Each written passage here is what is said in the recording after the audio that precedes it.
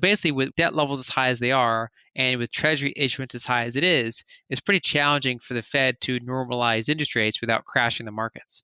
And so they kind of find themselves where they can either let interest rates stay low and let these spikes of inflation basically devalue cash and debt to a significant degree, or they can try to raise rates and taper to combat that, but then they risk pulling down asset valuations across the board. And because the market is so financialized, if asset prices have a significant fall and stay there, that actually circles back and results in slower economic growth, like the tail wagging the dog rather than the other way around.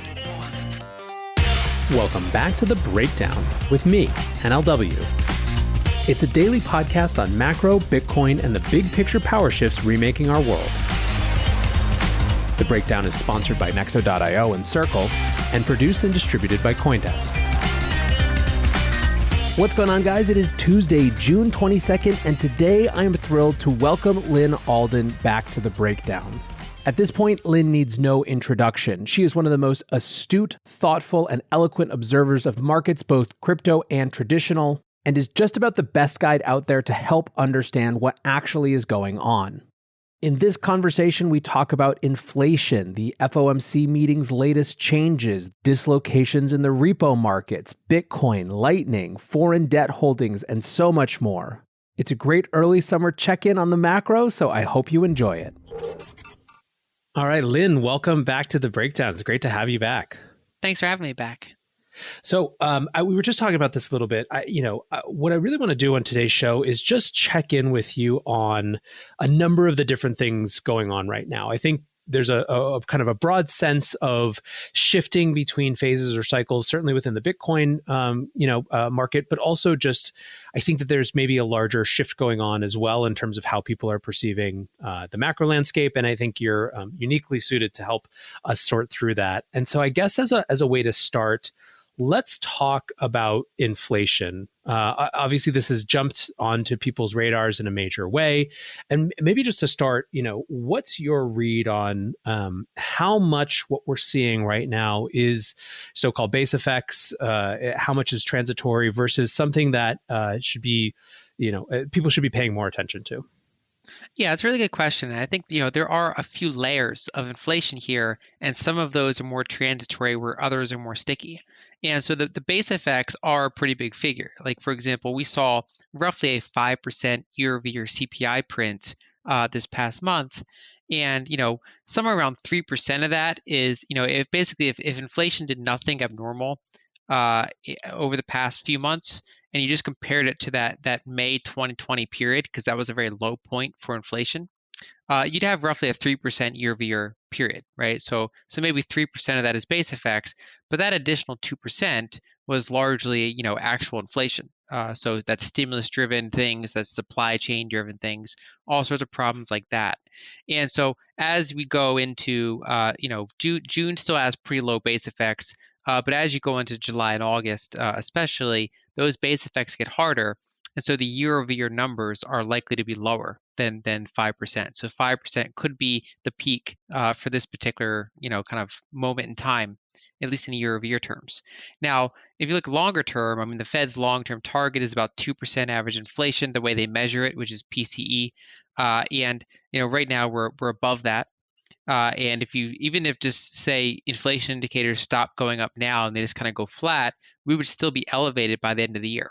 And so by most metrics, we are running hot in many ways, but the rate of change is likely to cool off a little bit.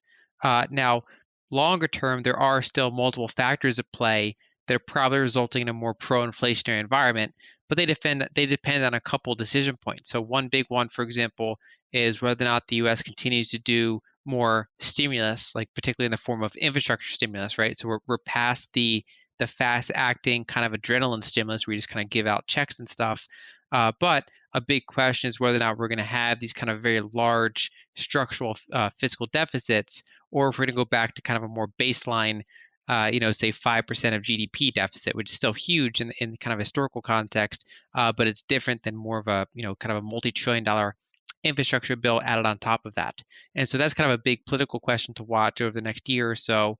And then longer term, we're also seeing a risk for potentially energy-driven inflation. And so one of the areas that's still being sticky is higher energy prices. And if you look at kind of if you back up a little bit, ever since 2008, we've basically been in a oil and gas bear market, and especially the past 5 or 6 years. And so we've been in this period of oversupplied oil, and that's because North American shale oil ramped up production faster than global demand kept going up. And so we entered this period of structural oversupply. And basically oil drillers just kept drilling even if they weren't free cash flow positive. Just low interest rates and new technologies came together, and they just, they didn't ask if they should, they asked if they could, and they could. And so they just kind of made a lot more oil. But now, due to just 13 years of really bad returns for the oil sector, and then you had the oil price crash in 2015, then we had the 2020 COVID, and then now you have ESG concerns. So some pools of capital are just not putting into oil stocks at all.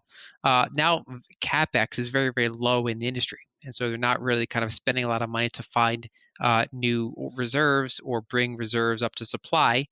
And so, when you look at a few years, as global energy demand continues to grow and recover, especially from emerging markets, at this time where capex is now very, very tight, we actually could see kind of energy shortages in the years ahead, which would be the opposite type of regime that we've been in for the past decade. And so, if that were to take place, that would give us another leg up in inflation. And so, I think when you take into account wage growth, some degree of reshoring or kind of a flattening out of globalization and potentially slightly, kind of a slight reversal of globalization, and then you include the possibility of energy shortages, I still think as we look out into the 2020s, we're going to see more of these kind of inflationary periods, most likely. Well, it sounds like, I mean, it sounds like your point of view on it is that a lot of that is sort of structural and based on decisions that were made a while ago, right? We talk a lot about the inflation conversation as it relates to what the latest FOMC meeting said, but I kind of think the point that you're making is that some of this is baked in, and it's more just how it plays out. Yeah, I mean, basically, when it comes to overall policymaker decisions, we made mistakes decades ago by encouraging debt to get as high as it has, and doing some of the monetary policy we've done. And now the debt is this high, they find themselves with very little choice other than to essentially, financial oppression. So maintain interest rates that are below the inflation rate. And that's obviously easier to do when you have an inflation rate that is above 2%. So they want to hold rates around zero, and they want to have inflation kind of run hot for a little period of time. And of course, policymakers, they want things to be kind of smooth. So they don't want 9% inflation, but they want positive inflation that is above the interest rates if possible. And they don't really have much of a choice. And so my base case for a while is that we're going to, the 2020s will be a period of, certain inflationary spikes without corresponding increases in the interest rate to kind of keep up with that. And so, for example, we've seen if someone bought a 5-year treasury this time last year, all of their interest payments for the next 5 years of that bond are already outpaced by inflation. So unless we encounter a period of outright deflation, in the years ahead, that bond's already underwater.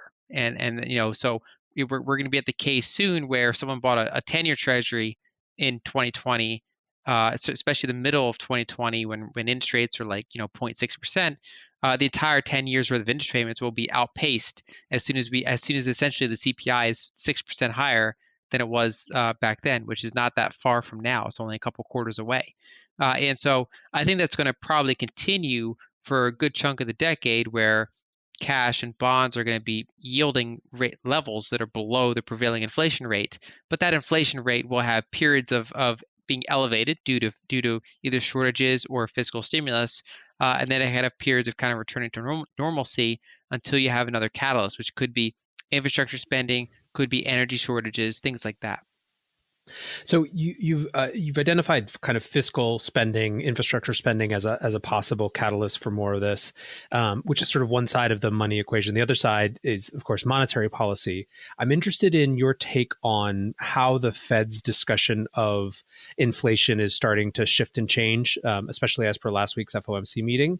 And two, just more broadly, how constrained you feel like their policy options are at this stage.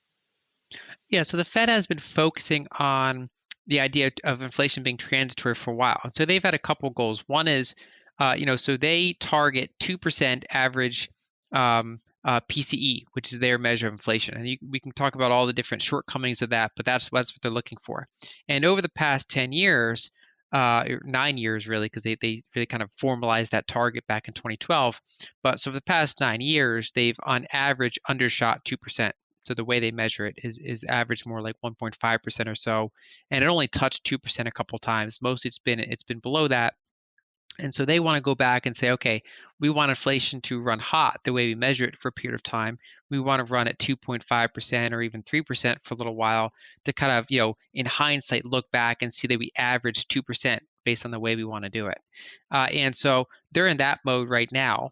But when they start seeing, 5% prints, and that's not with PCE, but that's with CPI. PCE is also elevated. When they start seeing that kind of print, and when you kind of see inflation kind of get into the popular narrative, they get a little bit concerned on that, and so they were kind of playing down how big inflation would rise, and they're also kind of emphasizing it to be transitory. But now they're admitting that it's probably a little stickier than they thought, right? So some of the Fed officials are admitting that it might be less transient than they thought, and so we got a very very slight hawkish shift in the previous FOMC meeting, and so it's kind of funny how small it was. Basically, they tweaked some of the near-term rates. They didn't actually raise interest rates, but they basically increased rates on repos and interest on excess reserves, which is basically a way to try to make sure that T-bill rates don't go negative, right? So that was one thing they did. That's really the only change they made. However, in their projections, so different FOMC members have different projections for what they think interest rates are going to be in the next few years, and we saw that a couple of them started to price in rate hikes a year earlier than previously thought. So those are still a couple of years out, but they're a little bit pulled forward than the market was expecting, and compared to what FOMC members were previously forecasting. And so the market is now kind of pricing in, okay, when are they going to start tapering asset purchases and then start kind of gradually raising interest rates? And so I do think at some point they're going to cut down on mortgage-backed security purchases. That seems pretty unnecessary at this point. But it's going to be pretty tricky for the Fed to cut down on Treasury purchases unless the Treasury, unless we don't get any more fiscal stimulus, if we don't do any sort of infrastructure stimulus, and we lower the amount of treasuries that are issued, right? Because right now we're still issuing a rather large amount for this year, and it's very hard for the private sector to absorb that many treasuries. And so the Fed's been a core buyer. And so basically, with debt levels as high as they are, and with treasury issuance as high as it is, it's pretty challenging for the Fed to normalize interest rates without crashing the markets. And so they kind of find themselves where they can either let interest rates stay low and let these spikes of inflation, basically devalue cash and debt to a significant degree, or they can try to raise rates and taper to combat that, but then they risk pulling down asset valuations across the board. And because the market is so financialized, if asset prices have a significant fall and stay there, that actually circles back and results in slower economic growth, like the tail wagging the dog rather than the other way around. It's interesting. One of the things that you kind of brought up or alluded to was the fact that there's not the same sort of natural buyers for these treasuries that there used to be. I know this is something you've been paying attention to for a long time, the sort of larger secular shifts in how much of the treasury market is being absorbed by, for example, foreign actors. I mean, what's the story there? And maybe we can talk a little bit more about just kind of some of the emerging market stuff in general as well. Yeah, so before 2008, I mean, most of the treasuries were purchased by various private sector actors, right? So the Fed only bought a tiny amount for basically management purposes. They weren't really significant buyers of treasuries. And so you had a combination of US households buying treasuries, different types of funds, pensions, of course, and then the foreign sector was a very large buyer of treasuries. And the way that worked was because of the petrodollar system we've had in place since the 70s, the U.S. runs these structural trade deficits with the rest of the world. Those parties that get those dollars, those countries that get the dollars, they go ahead and reinvest those dollars back into U.S. treasuries. And so they build up their foreign exchange reserves. They hold a lot of treasuries. And so that's been the cycle that's been in place for decades. But starting around it was 2013 or so, China said it was no longer in their interest to keep, putting their surpluses back into treasuries, and they said instead we're going to go ahead with the Belt and Road Initiative. So we're going to start, buying infrastructure and commodities and financing the growth of infrastructure across Eurasia over into Latin America, even basically a bunch of places around the world. And so they started reinvesting those dollars into hard assets rather than buying treasuries. In addition, we've seen a general trend where even other countries, they've been happy to put money into U.S. assets, but instead of buying treasuries, they're buying equities, like Apple stock, for example, or they're even buying single-family homes and then renting those back to Americans. And so we've seen this kind of, continued asset purchase of American assets, but not necessarily the treasury market, because, you know, these countries want to manage their reserves.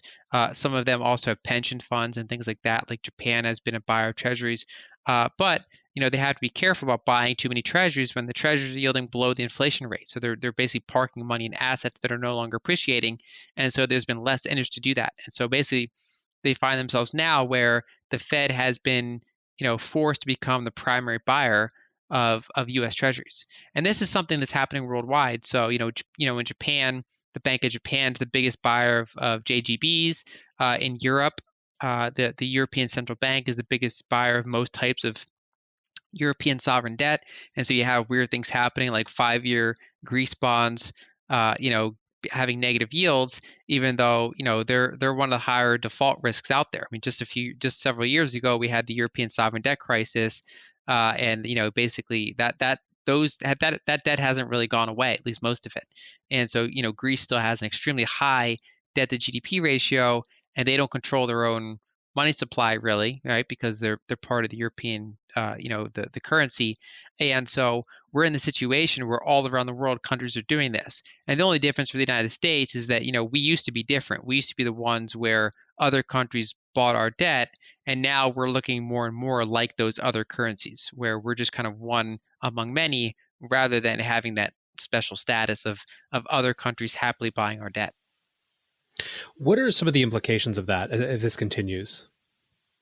Basically, that it keeps the Fed as an active buyer of those treasuries, and over time that could result in a weaker dollar, which ironically can in some ways benefit the United States, right? Because a strong dollar has been part of why we've had to export a large chunk of our manufacturing base at a faster rate than Europe or Japan have, right? So it's not just a developed market to emerging market phenomenon.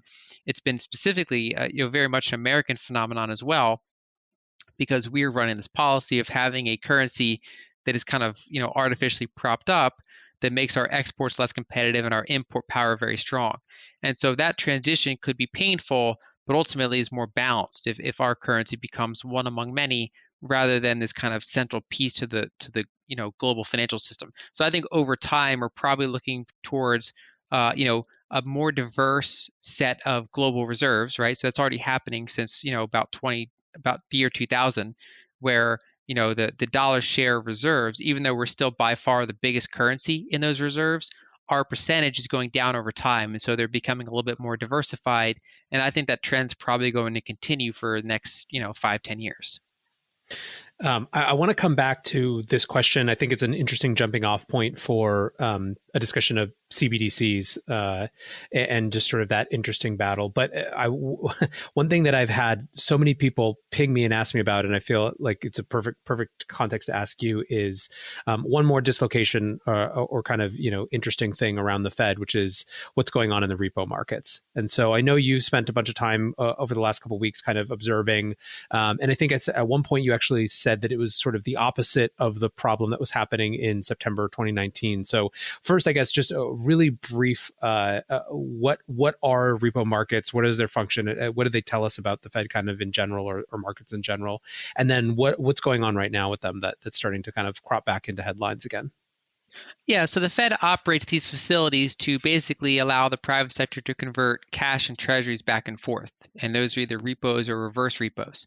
And so if we look back in 2019, for example, when we had the repo spike, right? So that basically there's an overnight lending rate between banks and institutions, and that spiked overnight. It went up to like 7%. It was a complete, basically a micro disaster happening.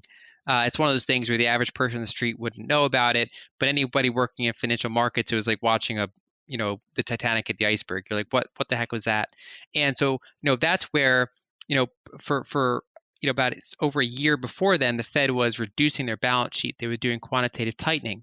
But then starting with that repo spike, the Fed had to come in and start supplying repos. And so basically these institutions with T-bills could give them to the Fed and basically, use those as collaterals for liquidity. And so then there are a bunch of analysts like myself saying, okay, this is due to, basically an oversupply of T-bills compared to the amount of bank reserves in the system. And so it's basically we ran out of buyers for those T-bills.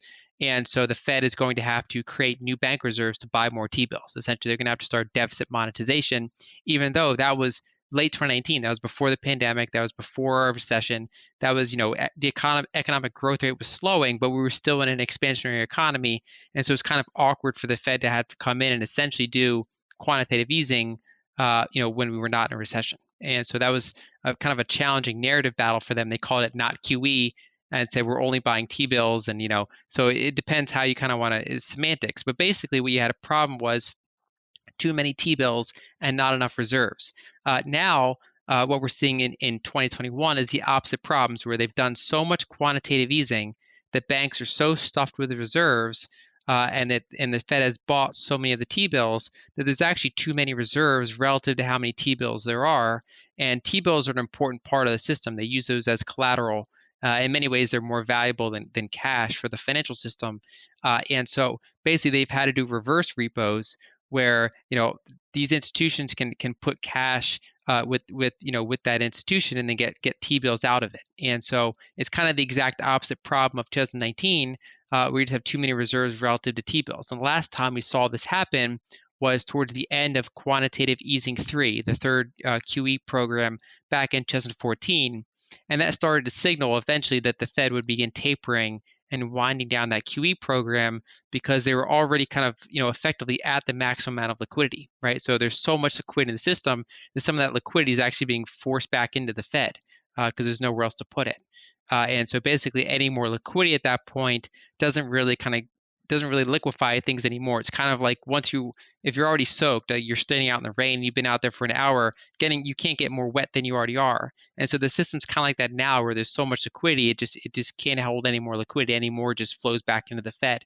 And so probably what we're going to see eventually is reduction of mortgage-backed security purchases, and then we'll see what happens with their Treasury purchases. That'll largely depend on how much Treasuries, the Treasury Department issues in the the years ahead. And part of why this has been happening in the past quarter in particular, in addition to just the amount of QE that's happened over the past year, but it's also because this past quarter, the Treasury drew down their Treasury General Account. And so for people that aren't familiar with that, the Treasury issues bonds and they bring in cash and they hold that cash at the Fed. And then as they spend over time, they draw down that cash reserves. And so if they issue more bonds than they spend, that TGA goes up. And if they spend more than they issue bonds for, that goes down. And so normally that's a few $100 billion. But in 2020, they brought that up to $1.8 trillion. And so it came time to normalize that, which means that they basically would have a period where they're not issuing as many treasuries, but they're still spending aggressively on all these fiscal programs. And so that helped draw down the TGA. But basically, with that happening means you're not issuing a ton of T-bills, and you're putting all that TGA account is essentially going back into bank reserves, right? So it was kind of held in this void on behalf of the Treasury, but now it's actually going back into the commercial banking system reserves, and so that's kind of putting excess liquidity into the market. And so basically, as that process went underway, some of that spilled over into things like reverse repos. Looking for the best way to unlock your crypto's liquidity? Nexo.io is exactly what you need. Borrow against your digital assets at just 6.9% APR. Earn passive income with yields of up to 12%. And swap between more than 100 market pairs with the instant Nexo exchange. Try the Nexo wallet app to get the whole 360 degrees of crypto banking. Get started at Nexo.io. That's Nexo.io to get started today. Circle Yield is now available in early access. Businesses can apply today. This white glove service enables qualified businesses to deploy capital into crypto yield and generate returns up to 6% with 1 to 12-month terms. With Circle Yield built entirely on USDC, your funds are fully secured with Bitcoin collateral, giving you added protection and peace of mind as your interest grows. Visit circle.com/yield to learn more. That's circle.com/yield.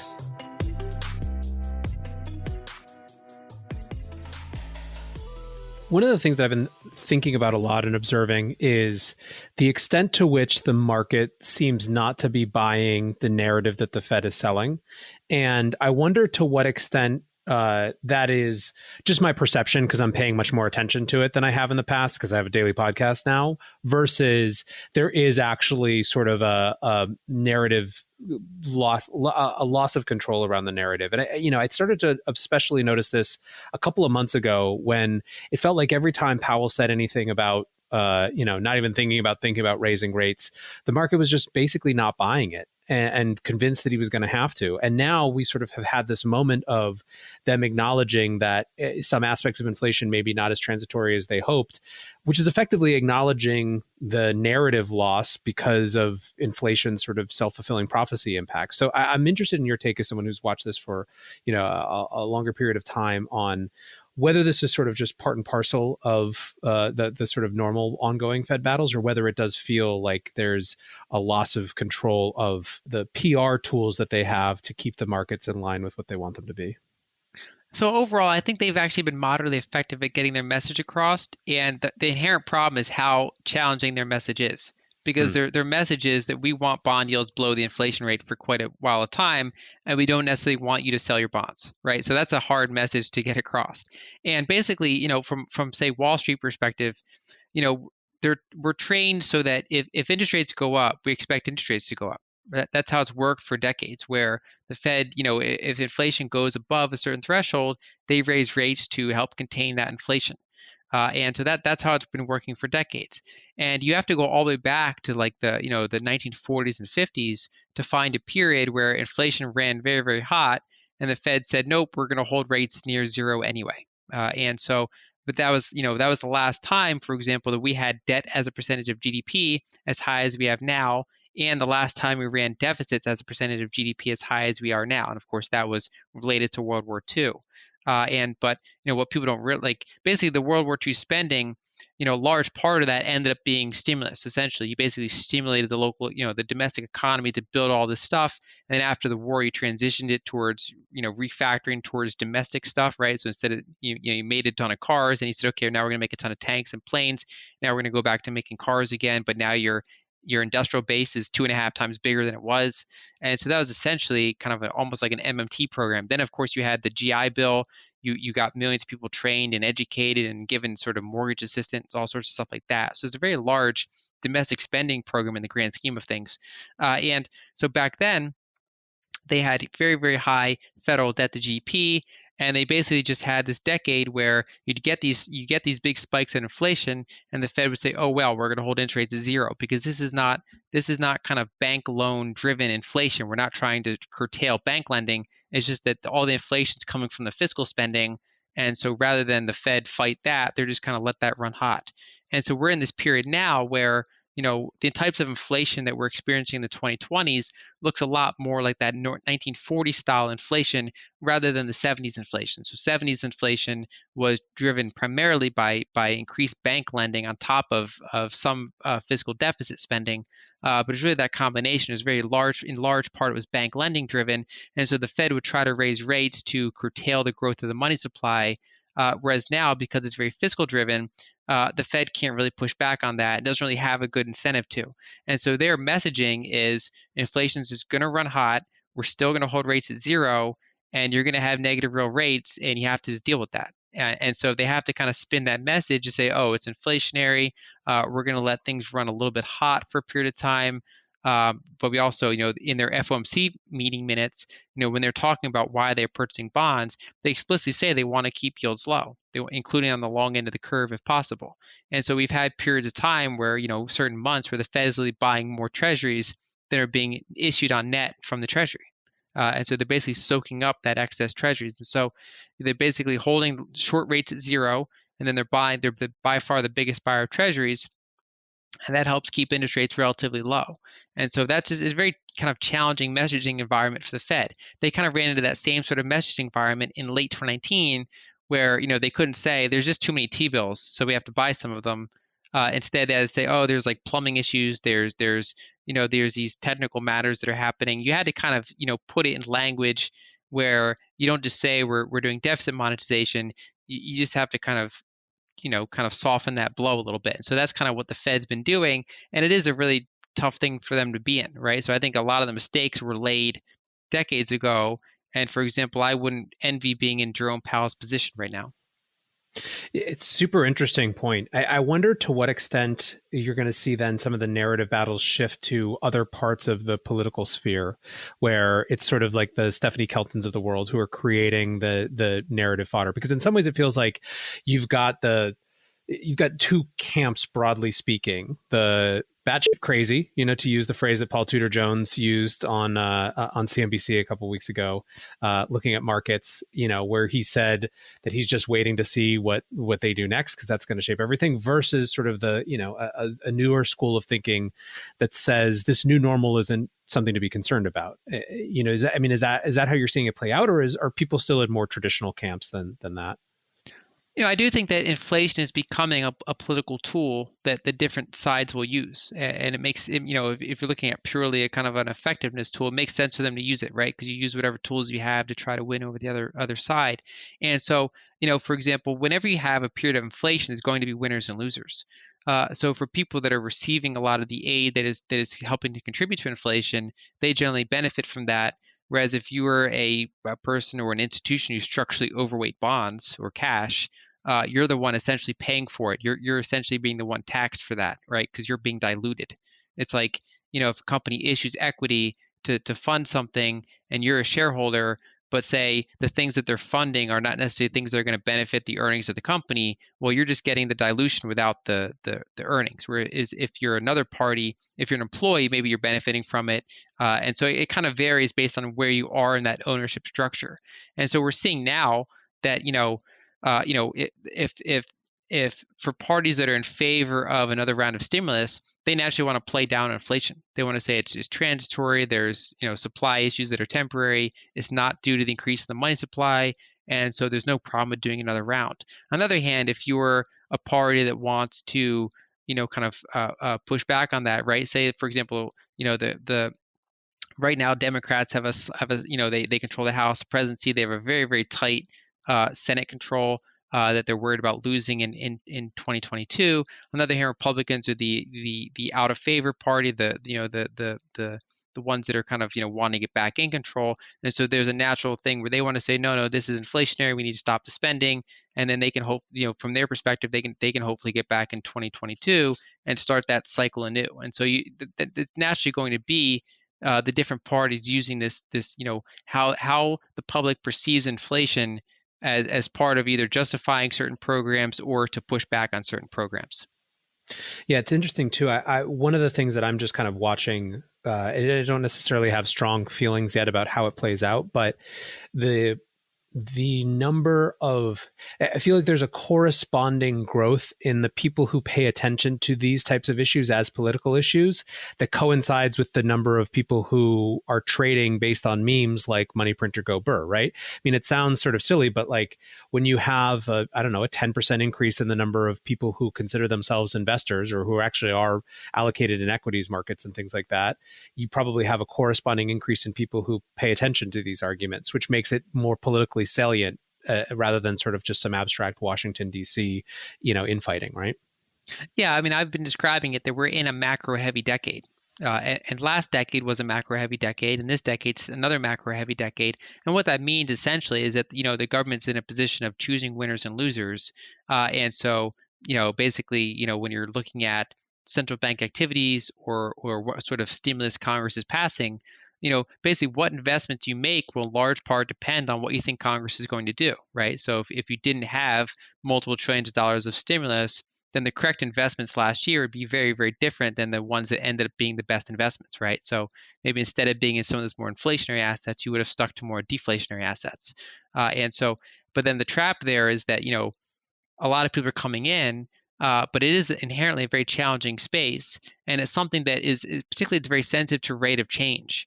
And so, for example, right when the inflation chorus reaches its peak, right? So right when we're getting these 5% inflation prints is right also when we're kind of at peak base effects and we're kind of starting to roll over a little bit. That's when I think, a lot of people that are kind of new to the space are then at that point really off sides because they're in like the hyperinflation camp, right? And that's not happening this year.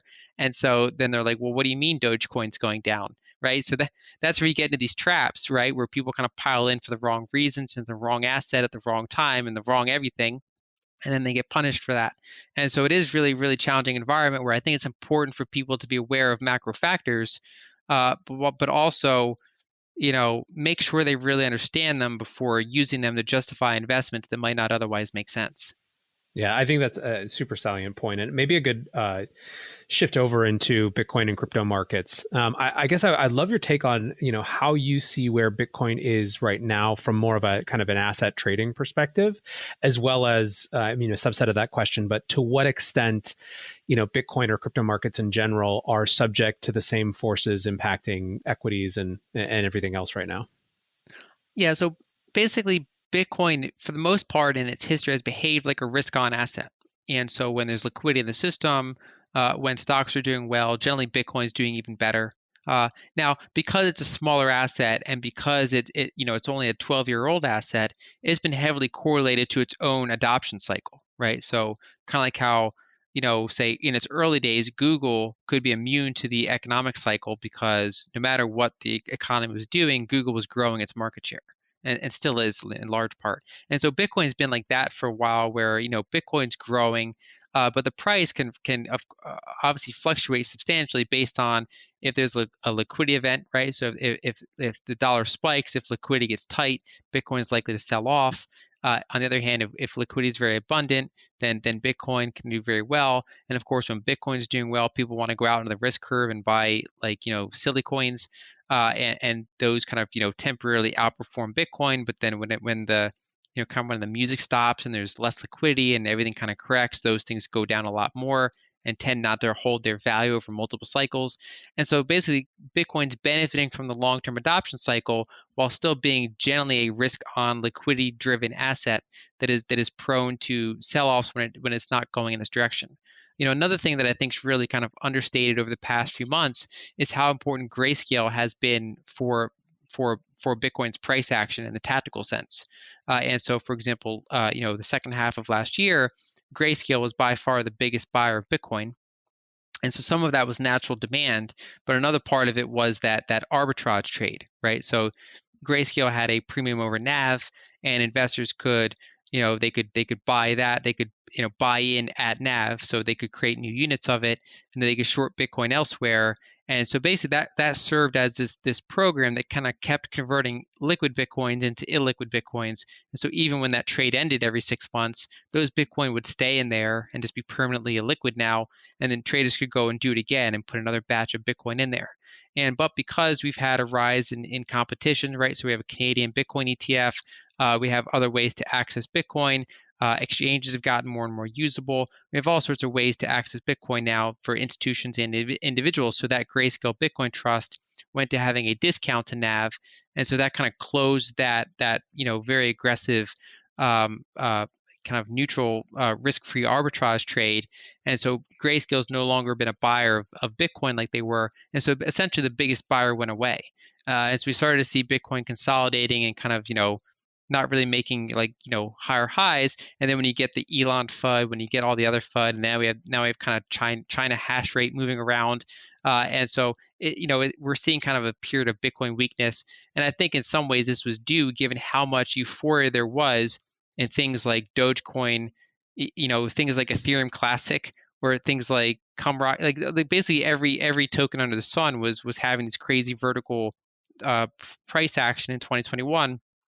And so now reality is kind of setting in. Some of these tokens are crashing.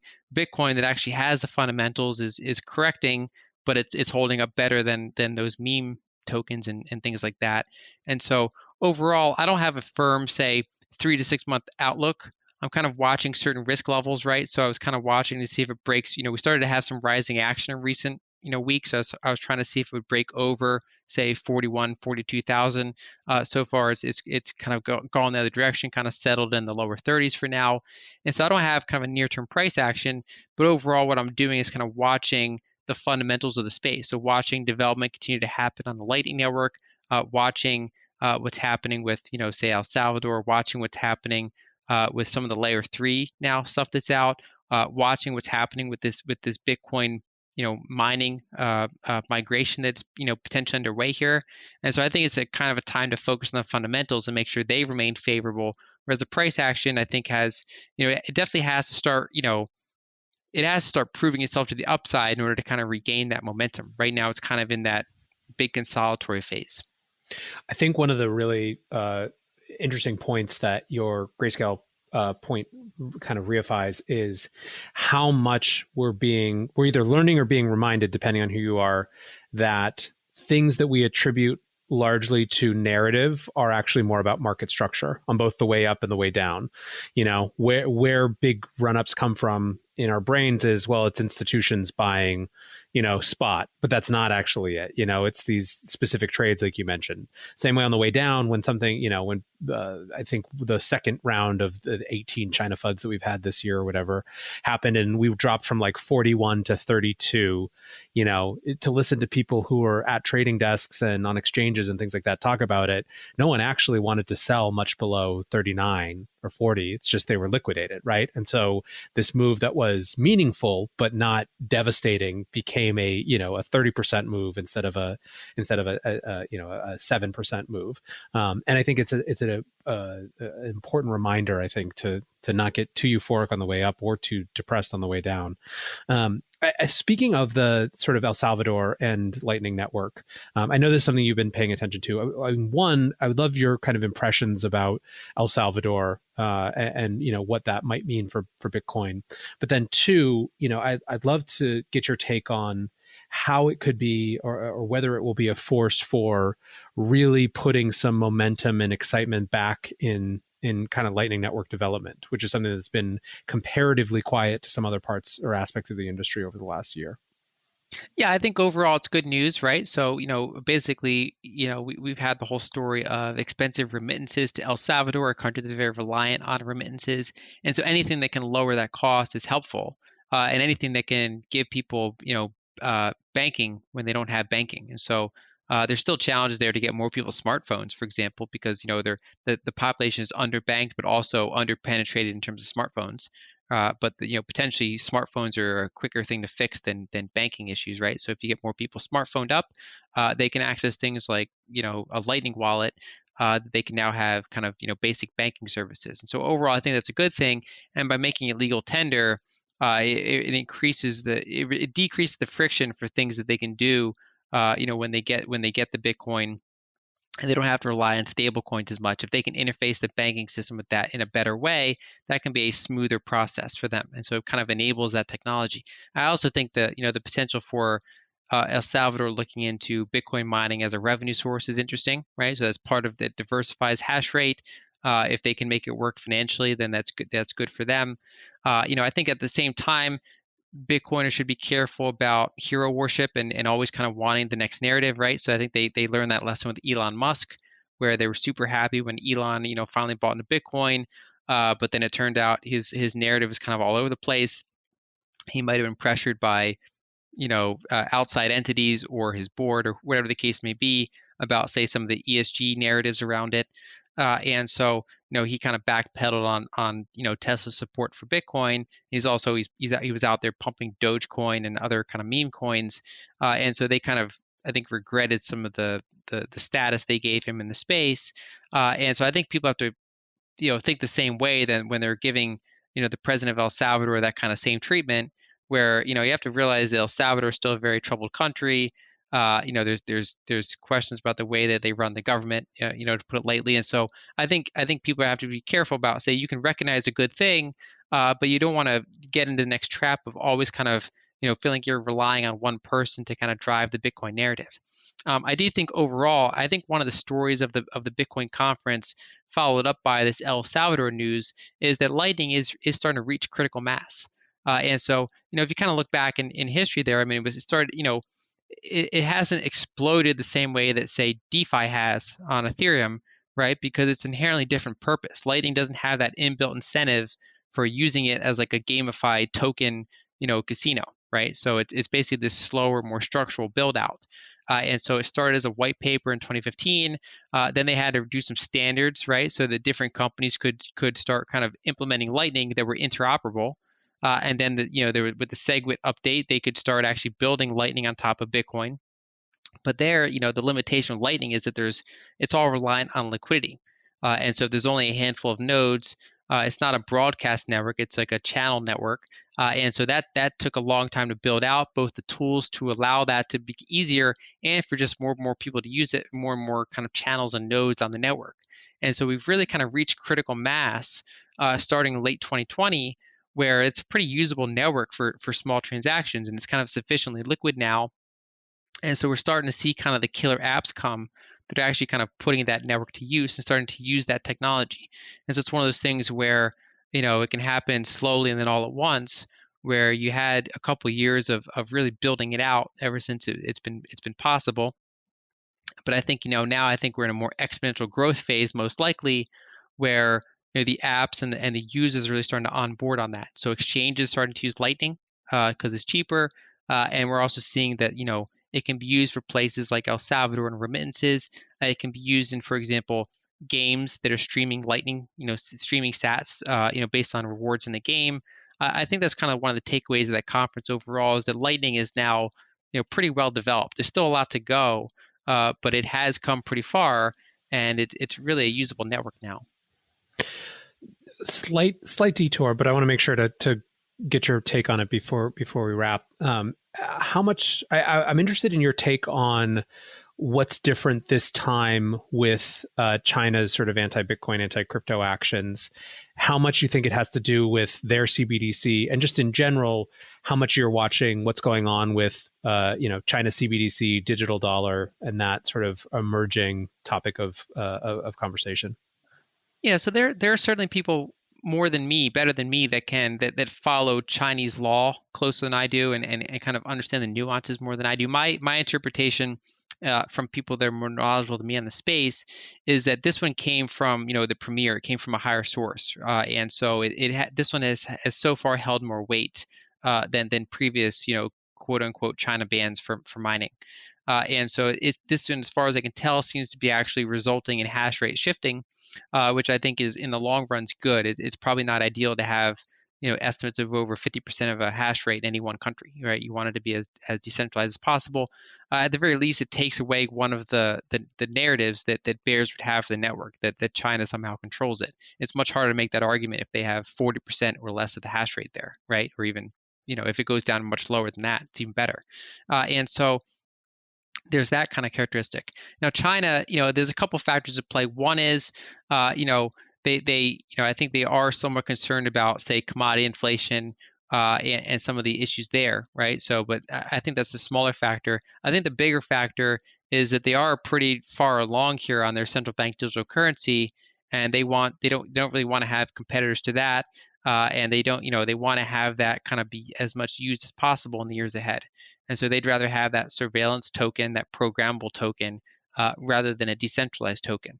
And in some ways it makes sense, because for example, China wants to go around the dollar-based system. They want to be able to buy commodities without having to rely on dollars. And so we've been in this kind of weird situation for a while, where structurally for decades, the dollar has been the only currency worldwide that you can buy oil in, and to a lesser extent, it's mostly the only currency you can use to buy commodities in general. And for a while, that sort of made sense. I mean, the United States was the biggest commodity importer, but once China surpassed the United States and became the biggest commodity importer, it's awkward that they're using this other currency to buy their own commodities, when in many times, they were the biggest customer of whatever entity they were doing business with. And so they have a pretty strong incentive to want to be able to have a currency that is more efficient and can form their own routes rather than be reliant on another country that could sanction them, that could cut off their circulation to access those payment channels. And so that part makes sense. The part, of course, that people that value freedom are I think rightly concerned about is all the other attributes that comes with that currency, right? So the ability to surveil it, the ability to shut off someone's access to it if for whatever reason they're not on the right side of the government, the ability to automatically deduct money from it, for example, like automatic taxation or automatic fines or things like that. And so, yeah, I do think that's a pretty big factor. And I think it's sometimes it's hard to read exactly what Chinese officials are thinking. And so again, I'm not the most optimal person to kind of give insights onto what China is thinking at any one time. There are people, much closer to source or that devote more of their time to following that market than I do. No, for sure. I think it's kind of one of these things where even if you're not, it has forced itself to be in the list of things that we all have to pay attention to at least a little bit, because it's sort of just becoming a bigger factor. Lyn, it's always awesome talking to you. I guess I just have kind of one more broad question as we wrap up. Is there anything that you're watching that you think people are under indexing for, not really paying enough attention to? Housing prices, it seems like everyone's paying attention to that. We've had so many conversations this year about commodity prices, lumber supply, things like that. Is there anything that people are sort of paying too much attention to or not enough attention to that you think are interesting right now? Well, I think on one hand, people are starting to pay a little bit too much attention to this current inflationary moment, right? The current few months. I mean, it is kind of a notable moment because, for example, core inflation is the highest it's been since 1992. So it's certainly worth a lot of headlines. I just think people have to be aware of the base effects and kind of following that in rate of change terms a little bit. So I think it's a little bit overplayed, even though it is a really real phenomenon. I think then ironically, what a lot of markets are underplaying is the potential for energy shortages in the years ahead. And this whole kind of period of ever since 2008 has mostly been an environment of oil oversupply, and then especially the past 5-6 years. And so that's a pretty disinflationary force, because if you look at commodity markets, oil is by far the most critical commodity for the world in terms of how much money goes into oil, how much that's used compared to comparatively more niche things like even though lumber and copper are big, and then you get down into others. But oil is really kind of the big one, especially because oil is used for getting those other commodities out of the ground as well. And so when oil goes up, it impacts other commodities. And so because you've been even in this past period, oil's gone up in the past year. But compared to some of these other commodities that hit all-time highs or tested previous highs, oil still is nowhere near its highs. And that's because it has more structural oversupply than some of these others, like say lumber and copper and things like that. And so, in the years ahead, because we have low capex, because we have ESG mandates and things like that, I do think we're likely setting ourselves up for some degree of oil and gas shortage when we look out a couple years. We could get tastes of that later into the summer, I think. But then whether or not that materializes, because that'll partially depend on lockdown decisions and variants of the virus and all sorts, basically how much demand comes from emerging markets. But as we look out 2, 3, 4 years, I think that becomes an increasingly probable period where we're going to get another inflation spike from oil, and that can be a lot rougher because it's such a larger market than these other commodities. Super interesting. Something to watch for sure. Lyn, like I said, always great to have you here. Can't wait till the next time, and really looking forward to seeing how these things all play out. Yep, thanks for having me. And it's always a challenging market, but we do our best to interpret what's happening. This is why we have a daily podcast.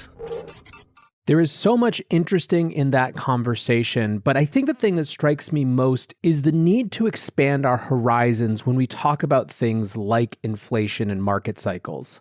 Part of the reason that I think Lyn is so even-keeled, even in the gladiatorial ring that is Twitter, is that when she's looking at these phenomenon, she's not thinking about just the latest headline. She's thinking with decades and even a century or more of historical context. She can situate what's happening now in much bigger and broader patterns, and I think that's incredibly valuable. We heard about that today in the context of inflation and whether we should be really talking about these 5% numbers from just recently, or whether we should be looking at phenomena that are more likely to be problematic in the future, such as what seems to be the potential for a coming energy shortage. I think especially in a world where we live headline to headline, tweet to tweet, that sort of analysis is absolutely invaluable. So I hope you enjoyed this show. I hope you enjoyed hearing from Lyn. She's always a great guest. Until tomorrow, guys, be safe and take care of each other. Peace.